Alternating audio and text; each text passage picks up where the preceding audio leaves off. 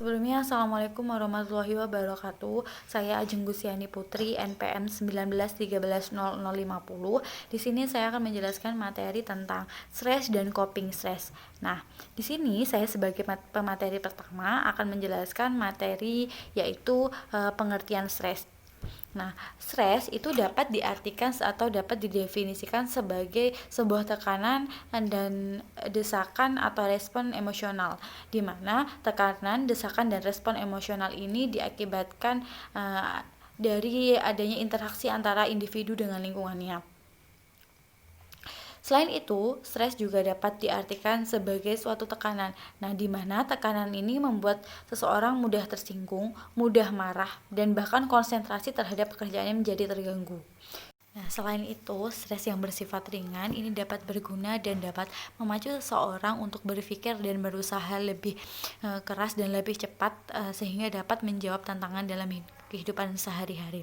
Nah, jadi berdasarkan dari penjelasan-penjelasan yang sudah saya jelaskan tadi, stres dapat diartikan sebagai suatu respon spesifik dari organisme terhadap stresor yang dapat berakibat negatif maupun positif.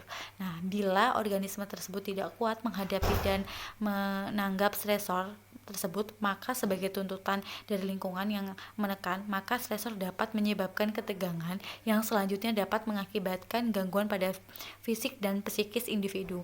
Namun sebaliknya, apabila individu tersebut mampu menghadapi dan mengelola stresor dengan baik, maka akan bertimbul hal-hal positif.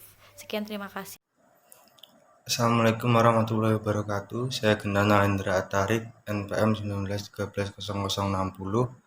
Di sini saya akan melanjutkan materi dari saudari Ajeng, yaitu jenis-jenis stres. Yang pertama, eustress, yaitu hasil respon stres terhadap stres yang bersifat sehat, positif, dan konstruktif dalam artian bersifat membangun. Hal tersebut termasuk kesejahteraan individu dan juga organisasi dengan pertumbuhan fleksibilitas, kemampuan adaptasi, dan tingkat performance yang tinggi. Yang kedua yaitu distress, yaitu hasil dari respon terhadap stres yang bertindak tidak sehat, negatif, dan destruktif atau bersifat merusak. Hal tersebut termasuk konsekuensi individu dan juga organisasi sebagai penyakit kardiovaskuler dan tingkat ketidakhadiran yang tinggi, yang diasosiasikan dengan keadaan sakit, penurunan, dan kematian. Saya Nur Aini, NPM 19130058. Di sini saya akan melanjutkan materi yaitu strategi menghadapi stres. Nah, menurut Ardani 2013 ada 2 strategi yang bisa digunakan untuk menghadapi stres. Nah, apa aja itu? Yang pertama yaitu ada strategi menghadapi stres dalam perilaku, dan yang kedua ada strategi menghadapi stres secara kognitif. Nah, adapun strategi menghadapi stres dalam perilaku itu ada beberapa poin. Yang pertama yaitu memecahkan persoalan secara tenang. Nah, mengevaluasi stres dengan cermat, kemudian menentukan langkah-langkah yang tepat untuk diambil. Nah, setelah itu mempersiapkan segala upaya untuk menurunkan kemungkinan yang menimbulkan bahaya. Dan yang kedua itu ada agresi. Agresi itu stres yang sering berpuncak pada kemarahan. Dan yang ketiga itu ada regresi. Regresi itu di mana kondisi ketika seseorang yang menghadapi stres kembali lagi kepada perilaku yang mundur atau memberikan respon seperti orang dengan usia yang lebih muda. Dan yang keempat itu ada menarik diri. Nah, menarik diri ini merupakan respon yang paling umum untuk mengambil sikap. Nah, bila seseorang menarik diri, maka dia memilih untuk tidak mengambil tindakan apapun.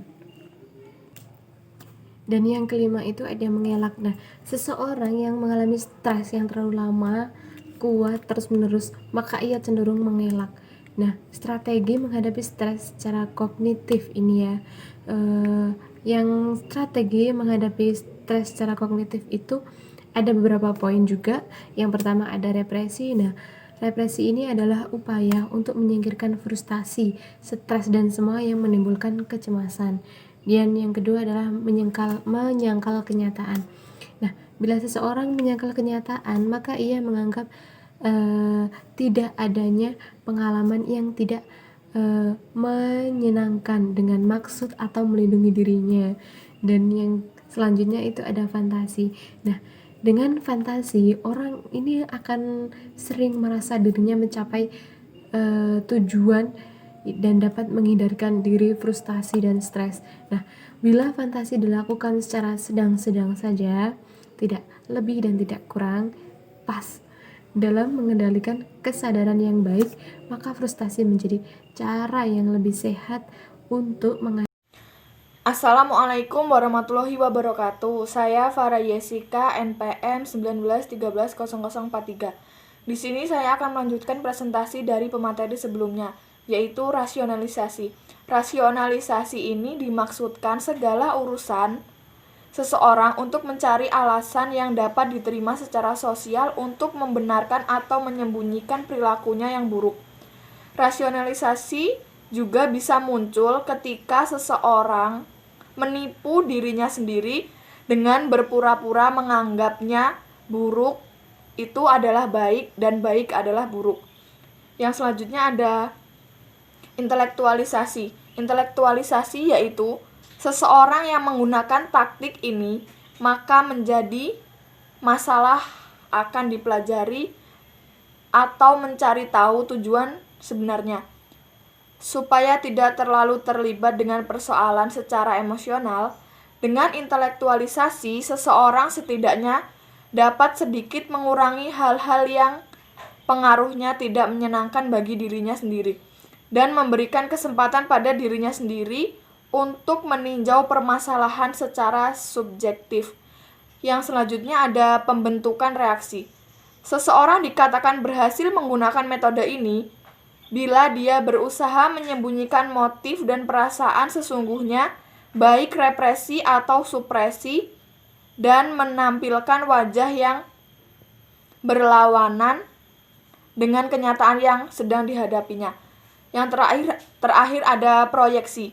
Seseorang yang menggunakan teknik ini biasanya sangat cepat dalam memperlihatkan ciri pribadi orang lain yang tidak ia sukai dengan sesuatu yang dia perhatikan itu akan diperbesar-besar lagi. Teknik ini mungkin dapat digunakan untuk mengurangi kecemasan karena dia harus menghadapi kenyataan akan keburukan dirinya sendiri.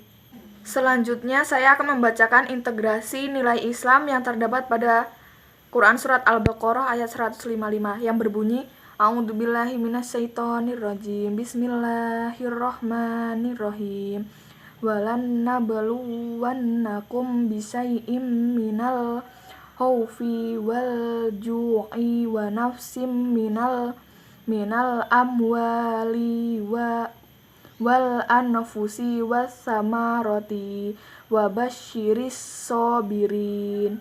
Shadaqallahul azim. Yang artinya, dan pasti kami akan menguji kamu dengan sedikit kekuatan, kelaparan, kekurangan harta, jiwa, dan buah-buahan, dan sampaikanlah kabar gembira kepada orang-orang yang sabar. Terima kasih. Wassalamualaikum warahmatullahi wabarakatuh.